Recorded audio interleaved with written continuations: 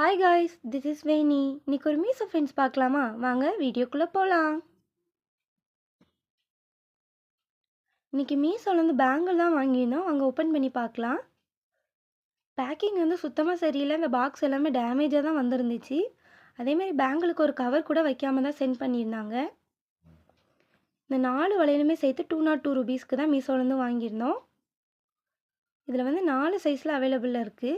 நாங்கள் இன்றைக்கி 2.6 அந்த சைஸில் தான் வாங்கியிருந்தோம். பேங்கிளோட கலர், குவாலிட்டி, டிசைன் எல்லாமே சூப்பராக இருந்துச்சு. பேக்கிங் மட்டும்தான் சரியில்லை.